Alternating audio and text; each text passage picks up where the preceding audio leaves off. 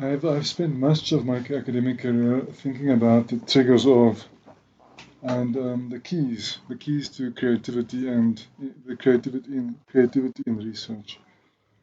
This journey culminated in a doctoral thesis, then a series of workshops at the University of Stellenbosch and then two universities in Colombia, and eventually a book entitled Creative Research in Economics, published published around about 2016. This work was quite analytic and tried to rationally reconstruct methods for generating ideas for original research in the social sciences, especially from the research of Nobel Prize winning economists. Since completing this journey, I've been thinking less about the originality aspect of academic research and more about what generates excitement and passion for research. This brought me across a number of ideas that are not often talked about because they don't really focus on the rationality that guides research, but focuses more on the emotions, specifically two emotions, awe and wonder. These emotions are closely connected to a range of interesting emotions, such as fascination, amazement, curiosity, enchantment, and a few more. I won't try to draw firm boundaries between them, but rather I will rather explore how these emotions can positively influence research and what we can do to evoke such emotions. But first, let me define awe and wonder. Awe as an emotion used to be linked to fear, but not the kind of fear we feel in threatening situations. It's more kind of a complex mix, a complex blend of joy, fear, and amazement. Something that overwhelms us when we confront something unfathomable, something that is so vast it is impossible to wrap our minds around it. It really engulfs us and destabilizes our previous way of making sense of the world. Something that evokes awe is not scary in itself, but rather arises from the realization that we exist in a world that is beyond our complete understanding. It compels us to do something that we are usually reluctant to do, rethink what we believe we know. Our wonder, in contrast, is less intense. It arises when we encounter something extraordinary or something unexpected. Wonder is something that motivates us to explore the object of our fascination from different perspectives. Um, its allure lies in the prospect that such exploration will deepen our understanding as long as we remain open to modifying our existing ideas based on the insights that we gain.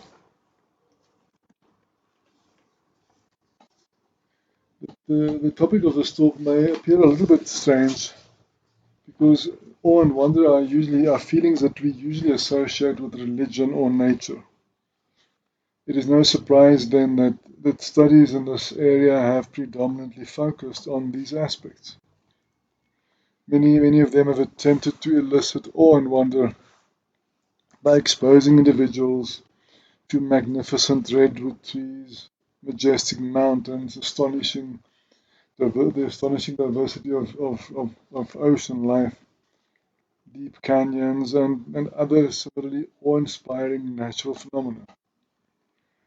These studies have revealed that experiencing awe can have a profound and lasting impact, as exemplified by the so-called overview effect observed in astronauts who see the Earth in its entirety for the first time.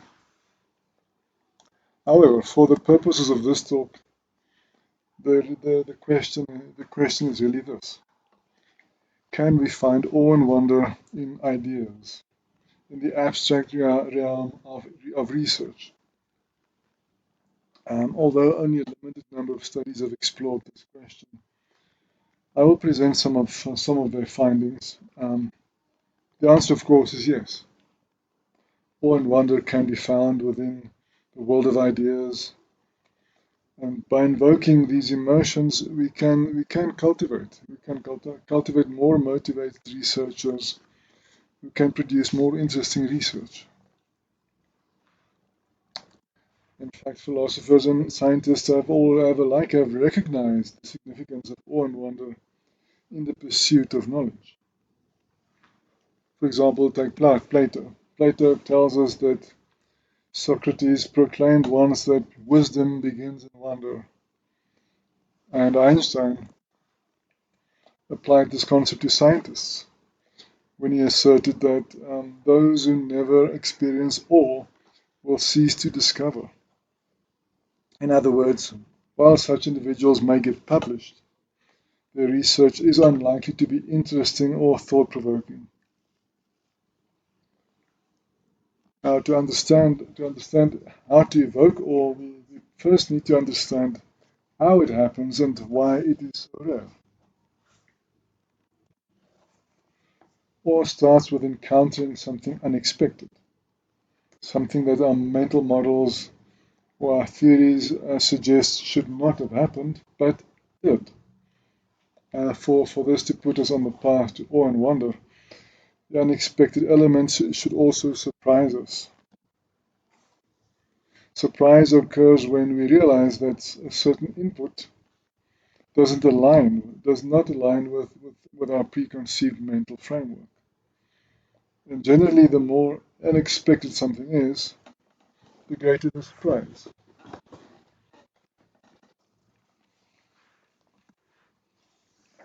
But it is surprisingly difficult to be surprised. Take a moment to think about this. Think about how often in a day do you really genuinely feel surprised? How often do you encounter an experience that your mental framework did not prepare you for? For most of us, such instances are rare. And there's a valid reason for this. Living in a world that consistently surprises us would be exhausting. So the brain evolved to help us to survive while minimizing surprise. At any given moment, the information reached through our senses, particularly through our eyes, amounts to roughly 14 million bits per second. This sheer volume of information exceeds the brain's processing capacity, leading it to filter out information it deems irrelevant to the current task at hand. But despite this filtering, our brain still lags half a second behind in making sense of the incoming inputs. Yet we manage to survive in this world in real time, because 50 to 90% of what we see are guesses, reconstructed from our memories, from our preconceived ideas, from our expectations. This shows that Einstein's view that theory decides what we can observe is not only true in science, but also true in everyday life. We all know, for example, how that happens to many of us. For example,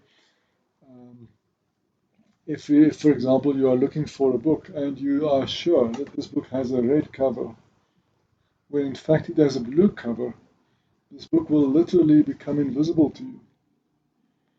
Social and cultural factors also further reinforce our selective perception, as the famous Asch conformity experiments showed. And if social pressure can literally change what we see in the world, how much more likely is this when we are working with abstract concepts in the sciences. It cannot even be perceived through our senses. But surprise alone isn't enough. We have to question the obvious explanations for the surprise that we derive from our mental frameworks. Upon considering surprise, we must realize that we don't really have an easy way to explain it away. And that should force us into analysis, where we search for new information and alternative explanations. This step is also not easy. It's possible to experience surprise but not feel the need to seek new explanations. For example, discovering friends at your house and on your birthday may initially surprise you, but the surprise is easily explained, as obviously a surprise birthday party.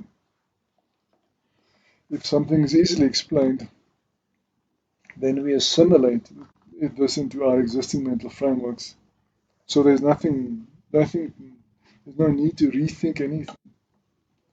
Of course, we know the human brain has some powerful built-in biases that protect us from the hard work of seeking new explanations, such as confirmation bias and cognitive dissonance.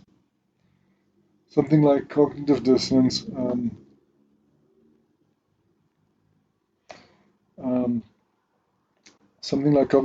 dissonance is exemplified by the old man who stands on a corner in Johannesburg, shouting and waving his arms. And when someone comes to him and asks him, why are you shouting? He says, I'm keeping the polar bears out of Johannesburg.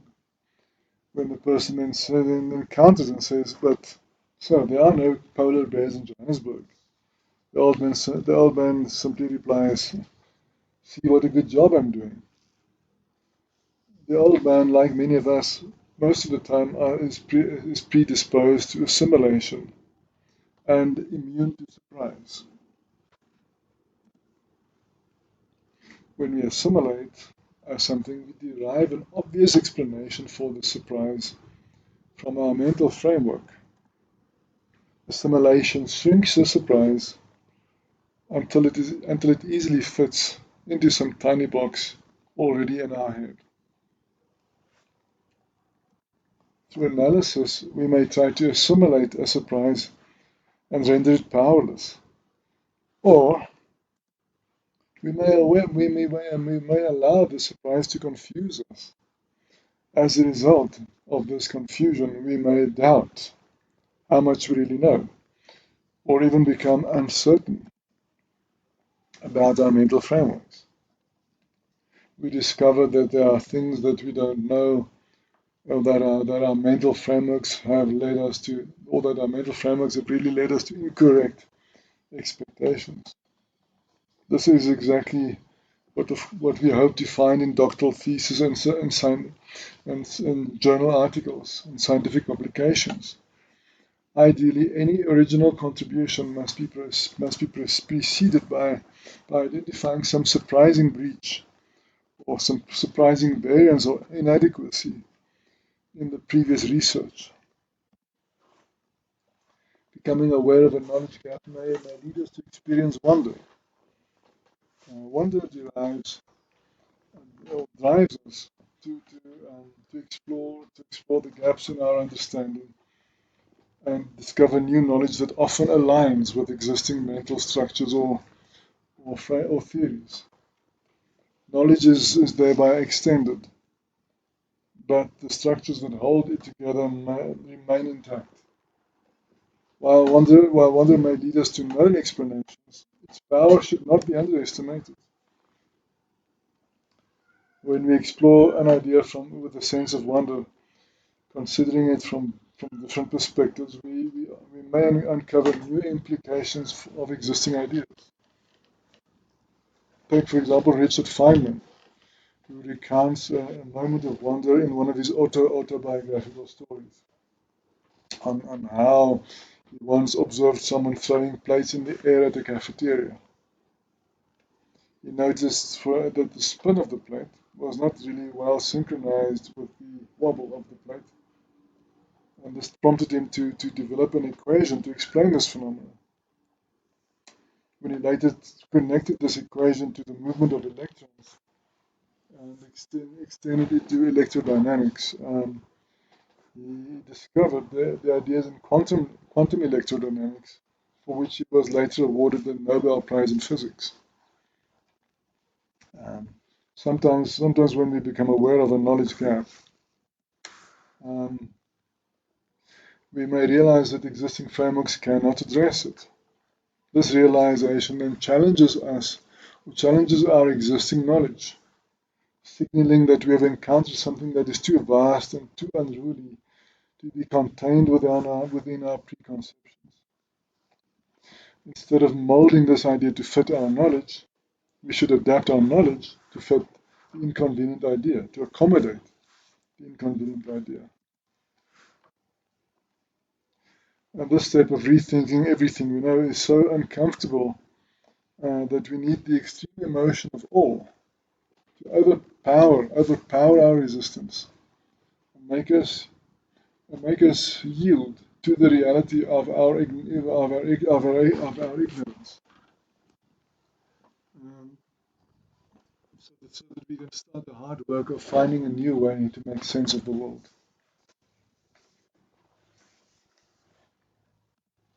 Something evokes awe when it enters our mind without shrinking.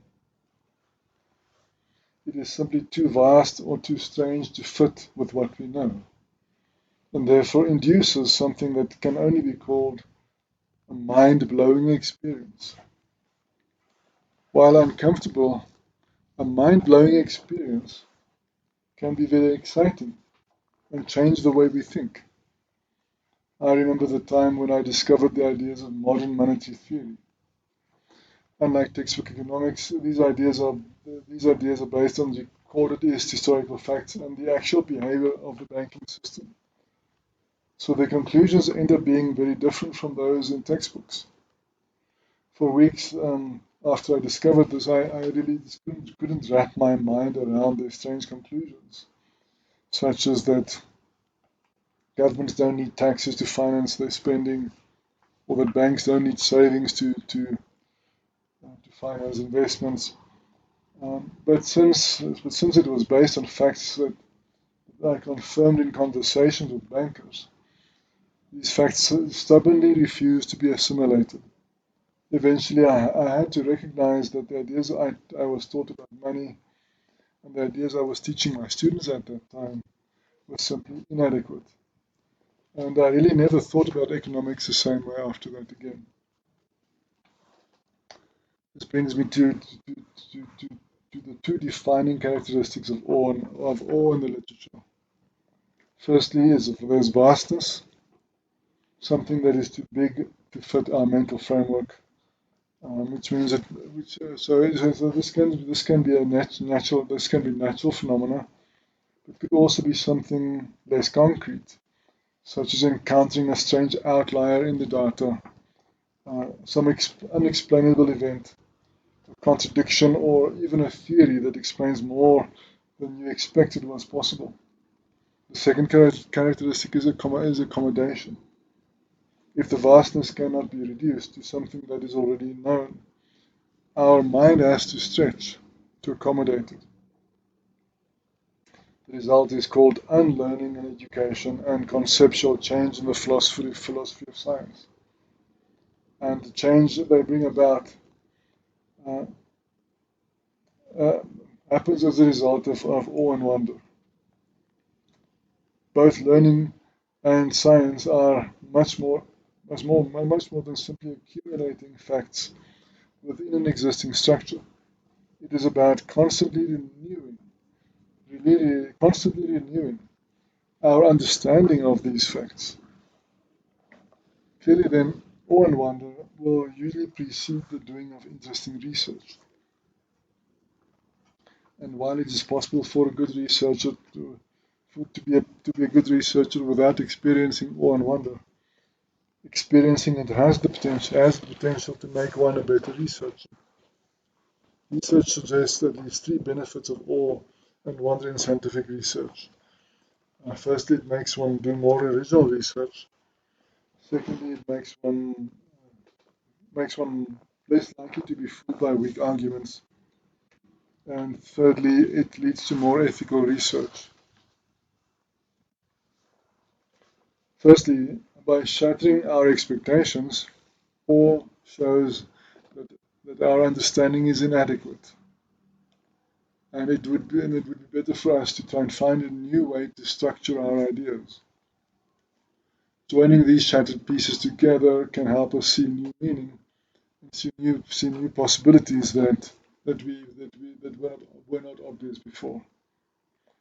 Our mental structures are made up of categories, predefined concepts, and shortcuts.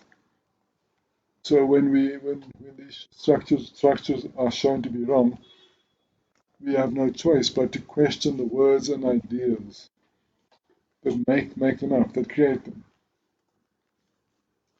Those in a state of awe find themselves uneasy with the cliches and stereotypes embedded within their mental frameworks. In their quest to then generate or create new representations of reality, they grapple with these conventional boxes that they use to organize and classify the world. Our representations influence what we pay attention to. So that means that researchers who are freed from old cliches and from old stereotypes will more easily recognize new potential for research. For any phenomenon, different perspectives make different explanations possible. These perspectives depend on things like the time, scale, or discipline one uses to study a phenomenon. In research, we tend to employ only one perspective at a time, or yeah, we employ just one perspective, and when awe destabilizes our sense of certainty about the correctness or completeness of our perspective, we become open to other explanations and questions, which makes us consider more possibilities that can only enrich our findings. Questions shine a light on the dark world of unknown unknowns and transform them into known unknowns. We can only research the unknowns that we are aware of, and those who experience awe and wonder are more likely to ask the questions that will lead us to that point. The second benefit is that those in awe are more vigilant and less likely to accept weak arguments. Awe makes one less attached to a particular view, which frees up the ability to think more critically. Paradoxically, this shows that emotions can actually make us more objective. Neuroscientist Antonio Damasio already showed more than 30 years ago that damage to the areas of the brain that process emotions also reduces a person's ability to reason and to act rationally. That is, the inability to experience emotion can constrain rationality, or specifically as an emotion that makes researchers more objective by making them more interested in understanding something than in glorifying themselves and their work. When people who experience awe are asked to identify with one of the seven pictures shown here, they are more likely to choose one of the first four pictures um, when compared to those not under the influence of awe. Um, the experience, as you can see in this picture, the experience of awe causes people to draw attention away from themselves, or inspired researchers pay more attention to what they are studying and less to whether they are impressing others. which in turn leads to the third benefit, which is it reduces the likelihood of engaging in dubious scientific practices.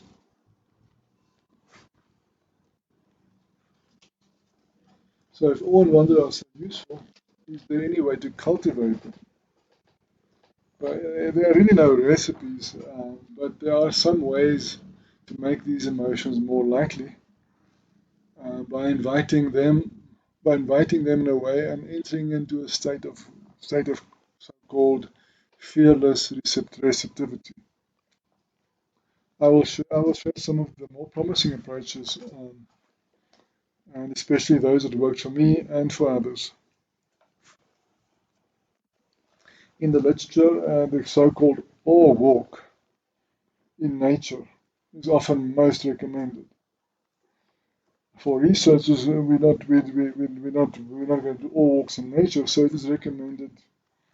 Perhaps an all walk would simply involve taking an afternoon or an evening, simply strolling through the different parts of a library, without any purpose in mind, simply looking at different titles of books, wondering at and then simply wondering at the variety of ideas and their potential connections. Or before considering a new topic, one can try to relive one's own moments of awe and wonder, especially those that led one to a particular topic. I often return to the day I stared in amazement at the demand supply diagram that my high school teacher drew on the blackboard, and when I realized how much of a world it was able to explain. It is important not to get attached to the ideas that cause the awe, because they are likely to be wrong. So, for example, I'm no longer infatuated with the awesome elegance and scope of free market economic theories, but the emotion I felt that day is a constant reminder of why I was attracted to economics in the first place, and a sense of openness with which I want to approach any of my research. Another method is a note-taking system that's designed to deliberately generate random acts of surprise. It's called the Jekyll-Carsten system, developed by Nicholas Leman, an interesting researcher who wrote over 50 books and I think more than 200 articles in his lifetime. And he was not working in natural sciences, he was working in the social sciences, which makes it even more impressive.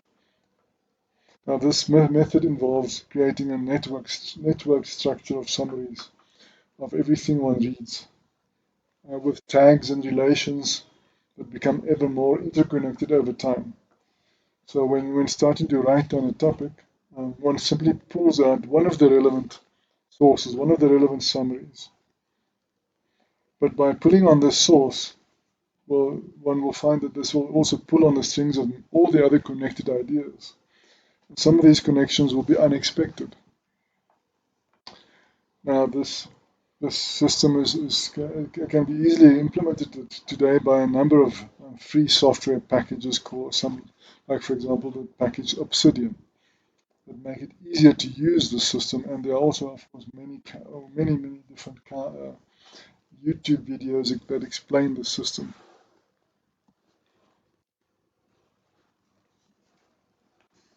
One reliable way of introducing all in wonder for me, especially my most reliable idea, is to simply start the research on a topic by assuming the opposite of what I think is true, or to deliberately expose myself to those I disagree with. Here in Colombia, I'm often asked to give talks on topics with which I'm not completely familiar, which can be good because it means I'm not attached to a particular view, even though I often have a view to start. So, which makes it easier to apply this method. For example, in a recent talk I had to give about the fourth industrial revolution, I used this approach. I always thought of the fourth industrial revolution as a real thing. By but by taking the opposite view, I discovered things that amazed me. I was swept up in wonder by how easily labels, like the fourth industrial revolution, generated by marketers, can start to define reality for people. And how this label of the fourth industrial revolution caused people to hold layer upon layer of false beliefs about technology and innovation. And this was only one of the many times that this has happened to me. Every time I experienced that wonderful disorientation that uncovers ideas that I never thought before or considered before, and reveals the world to be a much more interesting place than I ever thought. But it only happens if you truly believe that the people with whom you disagree have good reasons for their views. In philosophy, it's called the principle of charity, and it implores us to try to understand those reasons, the reasons of others that disagree with us, and engage with the best possible argument from their perspective. You will be surprised if you try to take this seriously. Often your eyes will open as a result. Now, you can only use this approach if you believe you may be wrong. I often return to a quote from a letter by Wilbur Wright to remind myself that no matter how sure I am of my ideas, or how sure that I am that others are wrong, um, all of them contain at least a grain of error. In this letter, Wilbur Wright wrote, "No truth is without some mixture of error, and no error so false, but that it possesses some elements of truth. If a man is in too big a hurry to give up an error, he is liable to give up some truth with it. And in accepting the arguments of the other man, he is sure to get some error with it. Only those who are truly open to the possibility that they can never fully understand the world, only those people can be open to awe and wonder. The problem is that in academia, is really designed to close it off. Research shows that people in positions of authority and those with more status experience far less awe and wonder. They and those around them start to believe that it is only possible to gain authority by being certain that they are right most of the time. In academia, we are definitely pushed to gain more titles, higher positions, and greater authority over time, and so to deny more and more that we could be wrong. Probably the most certain way to experience more awe and wonder is to avoid the titles and reject offers of higher status. If not, we can at least start every day with a reminder, such as everything I know and understand is at best incomplete, but more likely mostly wrong. Like the wise Roman generals who used the so-called memento mori as a reminder of their mortality and so to avoid hubris. I think wise researchers should perhaps have a memento fallibilitatis or a memento errare as a constant reminder of their fallibility, and so enable them to be open or to be open to stay open to awe and wonder. The religious scholar James Carse wrote in his book Finite and Infinite Games that a finite game is played for the purpose of winning, an infinite game for the purpose of continuing the play. Far too many people approach research as a finite game. For them, it is about ending up with the most CV points, the highest ratings, and the greatest prestige. But science is an infinite game. It started long before we were born, and it will continue long after we die. It will defy our expectations and surprise us endlessly, if we allow it to, of course. It's inherently awesome and wonderful. It will never stop, blowing away our attempts to reduce it and the world to something as finite as mere human comprehension. It takes a special kind of person to play an infinite game. a person who doesn't derive pleasure from ending the game through winning, but rather from the disorientation one experiences in a game where the boundaries dissolve and reassemble continuously. Whether we like it or not, as researchers, we are in an infinite game, and we can only participate fully to the extent that we remain open to awe and wonder.